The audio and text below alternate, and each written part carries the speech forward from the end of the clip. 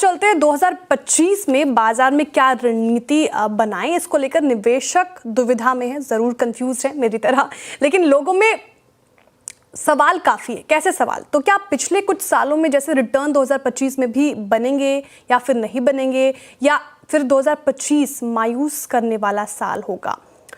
आपकी इन सभी मुश्किलों का हल करने के लिए हमारे साथ हैं हमारे मैनेजिंग एडिटर अनु सिंघल जी।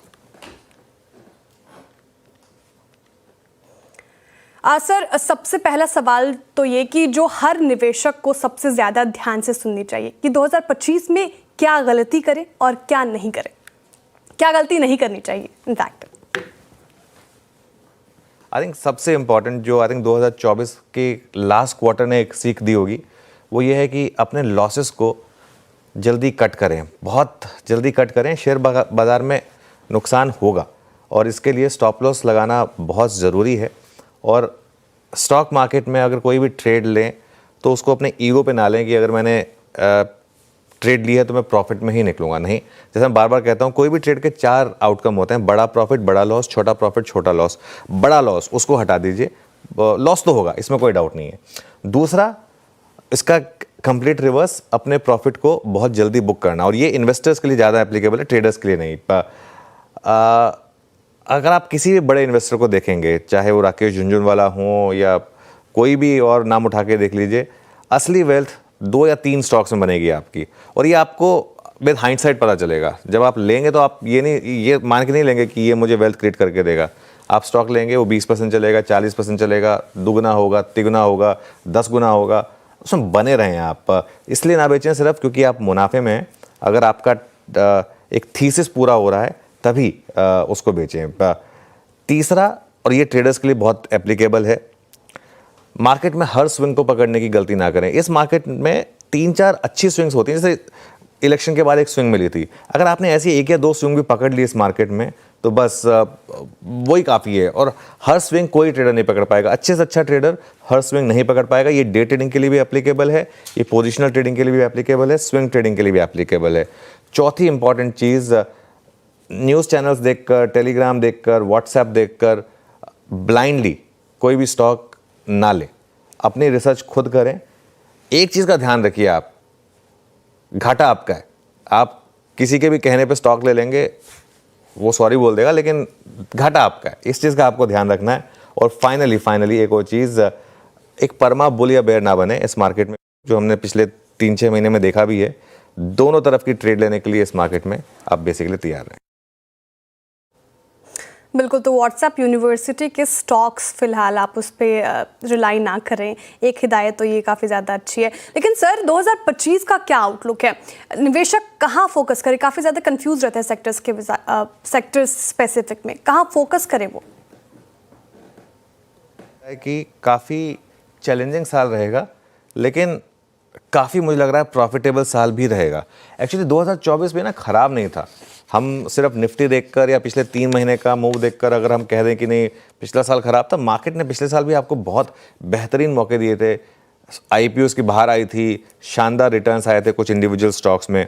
हाँ, साल की शुरुआत सीधा होगी अर्निंग सीजन से, और Q2 के ख़राब अर्निंग सीजन के बाद एक्सपेक्टेशन ये है कि Q3 का अर्निंग सीजन भी मोर और लेस ख़राब ही रहने वाला है। तो उस वजह से ये हो सकता है कि हम शुरुआत करेंगे एक कॉशियस व्यू के साथ, क्योंकि बहुत ज़्यादा इस मार्केट में आप देखेंगे कॉन्फिडेंस नहीं है।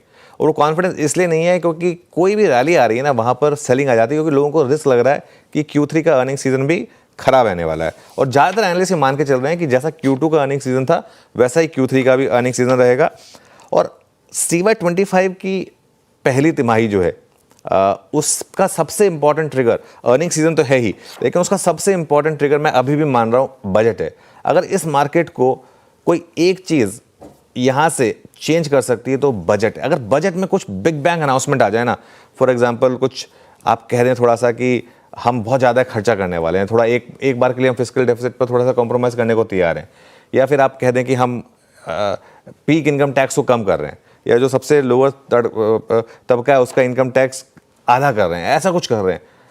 अगर ऐसा कुछ अनाउंसमेंट आ जाएगा ना, वो स्टॉक मार्केट में जान भरेगा। मार्केट में इस समय देखिए शॉर्टिंग बहुत है, लेकिन मार्केट को ट्रिगर चाहिए। वो ट्रिगर कहाँ से मिलेगा? अर्निंग सीजन से तो मिलना मुश्किल है, एटलीस्ट इस वाले अर्निंग सीजन में। तो फिर आपकी उम्मीदें बजट से होंगी। और जितने भी एक्सपर्ट से मैंने बात की है, उस दिन रामदेव सर भी हमारे ऑफिस में आए थे, हमारे स्टूडियो में, उन्होंने सबने यही कहा था कि अर्निंग्स के ग्रीन शूट्स आपको दिखाई देंगे Q4 में और असली रिकवरी शुरू होगी FY26 के Q1 और Q2 में। और मार्केट एक डिस्काउंटिंग मैकेनिज्म है, तो Q2 में अगर असली अर्निंग्स आएंगी तो मार्केट Q4 Q1 से रैली करना शायद शुरू करेगा। और बहुत लोगों का ये मानना है, हमारी आप और मैं, हम काफ़ी शो किए हमने, 10 से 12% का एक एक्सपेक्टेशन रखें इंडेक्स लेवल पर कि इतना आपको निफ्टी में रिटर्न्स मिलेगा। कई लोग तो ये भी मान रहे हैं कि उससे कम मिलेगा, लेकिन 10 से 12% की एक एक्सपेक्टेशन लेके चल रहे हैं। 2024 में फर्स्ट हाफ बहुत अच्छा था, सेकंड हाफ काफ़ी वॉलेटाइल था। 2025 में इसका उल्टा होने के चांसेस हैं। 2025 में फर्स्ट हाफ शायद हो सकता है काफ़ी वॉलेटाइल हो, लेकिन सेकंड हाफ हो सकता है काफ़ी पॉजिटिव रहे 2025 मार्केट के लिए। ट्रेडर्स स्क्रीन को रिस्पेक्ट करें, दोनों तरफ की ट्रेड लें, परमा बुल या परमा बेयर ना बने। अगर टेक्सचर सेल ऑन रैली का है तो सेल ऑन रैली करें, बाय ऑन डिप्स का है तो बाय ऑन डिप्स करें, दोनों है तो दोनों करें। अगर एकदम वॉलेटाइल मार्केट है तो ट्रेड ना करें, वो भी एक डिसीजन होगा। इन्वेस्टर्स, वो एक फॉर्मूला जो है हमारा सिप और डिप, उसको याद रखें। मैं इंडिया मार्केट पर अगर आप मुझे 10 साल का व्यू पूछेंगे तो मैं बहुत बुलिश हूँ। और एक और चीज़ बताऊँ, मैं पर्सनली जैसे मैं खुद जो इन्वेस्टमेंट करता हूँ, पिछले 3 महीने में मैंने अपने इन्वेस्टमेंट में 1% भी कमी नहीं की, उल्टा और काफ़ी ऐड ही किया है। तो यही मैं लोगों को कहूँगा कि ये समय आपको मौके मिल रहे हैं अपने पोजीशंस को, इन्वेस्टमेंट पोजीशंस को ऐड करने के लिए। बिल्कुल सर, तो बजट एक इम्पॉर्टेंट ट्रिगर 2025 में, लेकिन सर रणनीति क्या अपनाएं लोग, पोर्टफोलियो के लिहाज से क्या स्ट्रैटेजी वो अपनाएं?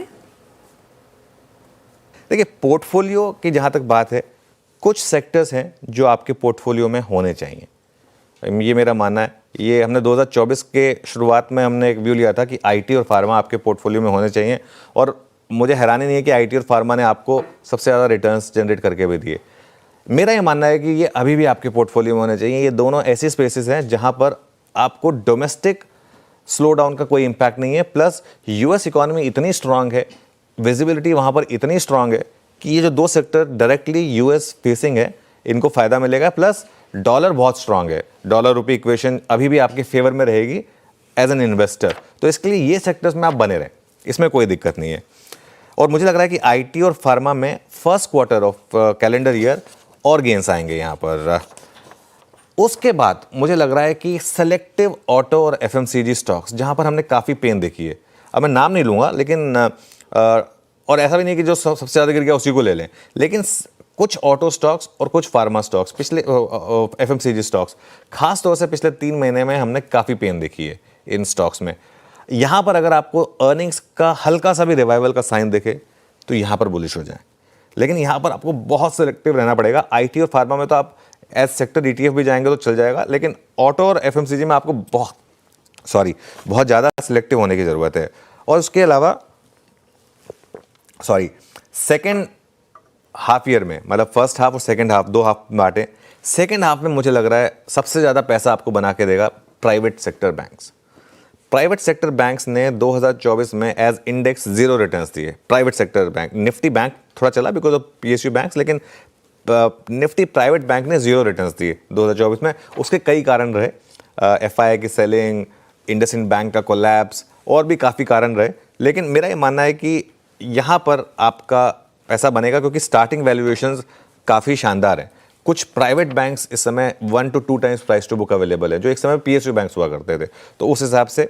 और 2025 के सेकेंड हाफ में मुझे लग रहा है एफआईएस भी वापस आएंगे, तो वो भी सबसे पहले बैंकों को ही टारगेट करेंगे, प्राइवेट बैंकों को। अगर आप डार्क हॉर्स सेक्टर की बात कर रहे हैं ना इस साल, वो मेरा होगा स्पेशलिटी केमिकल्स। मेरा ये मानना है कि चाइना +1 थीम इस साल फुल प्ले होगी डोनाल्ड ट्रंप के प्रेसिडेंट बनने के बाद। स्टार्टिंग वैल्यूएशंस बहुत चीप हैं यहाँ पर। ज़्यादातर केमिकल स्टॉक्स या तो 52 वीक लो पर हैं या उसके आसपास हैं। अर्निंग्स अभी भी केमिकल्स की ख़राब हैं, लेकिन कमोडिटी कंपनीज़ में आप स्टॉक्स तभी मिलेंगे जब आप ख़राब टाइम पर उनको बाय करेंगे तो। और 1-2 सेक्टर और है जहाँ लोगों ने पिछले साल बहुत पैसा बनाया, वहाँ पर अब मैं बहुत सेलेक्टिव होऊंगा, वो है डिफेंस और रेलवे। मेरा ये मानना है कि डिफेंस और रेलवे स्टॉक्स में अब आपको थोड़ा सा कॉशियस होकर चलने की ज़रूरत है। तो ये कुछ स्टॉक्स और सेक्टर्स में आप ऐसी रणनीति बनाकर चले। शुक्रिया सर इस तमाम सवालों के जवाब देने के लिए। अब वक्त हो चुका है एक छोटे से ब्रेक का। ब्रेक के बाद फिर हाजिर होते हैं। आप देखते रहिए CNBC आवाज़।